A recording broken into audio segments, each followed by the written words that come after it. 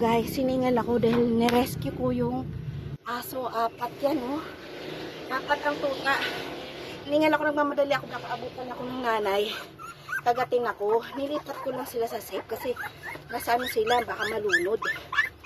Ayan. Dito ko sila nakuha, guys. Doon. Malapit sa tindahan ko. Ayan. Diyan siya, guys. Pasilip ko sa inyo, guys, kung saan ko siya nakuha. Yan. Kasi narinig ko parang may umiiyak na aso.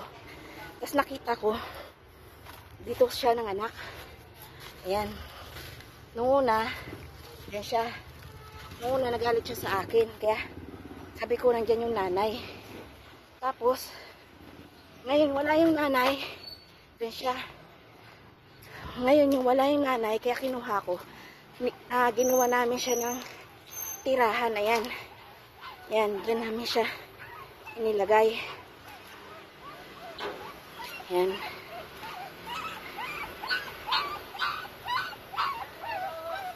Ayan, baka bigla nang dumating yung anak niya. Ay, nanay niya, magalit sa akin. Para lang hindi sila mabasa ng ulan. Kasi doon mababasa sila ng ulan. Nakaraan, yung kinakal niya yung bahay ko. Kinalkal niya dito nung walang tao. Ayan, o. Diyan. Siguro gusto niya ilipat dito yung mga anak niya. Kinalkal niya yung bihisan ko. Bihisan ko to, guys. Kinalkal niya. Ayan.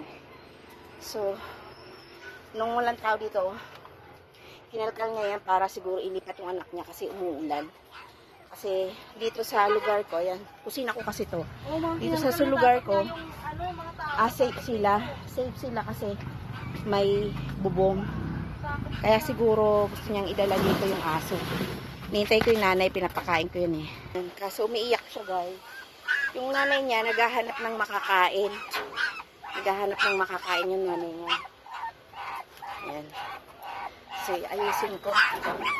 Takot ako baka biglang dumating yung nanay eh. Pagatin ako.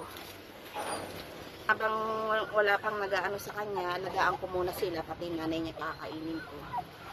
Ayan. Pakainin ko sila pati yung nanay niya. Update ko po kayo.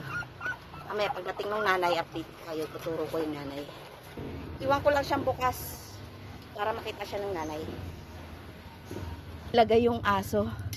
Ayan, para madliliko mabitbit. Tapos nag-ano lang ako ng plastic. Tapos medyo natuhod na ano pa nga yung kamay ko yan. Parang nadiin ko kasi medyo malalim. So, syempre may halong kaba, baka abutan ako ng nanay. Rambul-rambulin ako doon.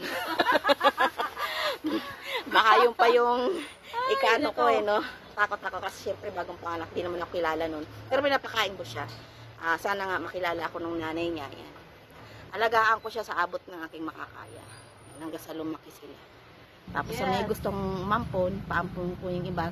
So, dito na rin din sila para kasi marami rin ako laging pagkain para may pagkain din sila. Ayan. Kaya guys, dumating yung nanay. Ayan o. Na-notice niya agad na nandyan yung mga anak niya. Galing talaga ng nanay, no? Lakas ng pakiramdam. Ayan, so kakainin ko siya guys. Handa na yung pagkain niya dito eh. Ayan. Chuchu! Chuchu! Chuchu! Chuchu! Ayan. Kain ka lang dyan.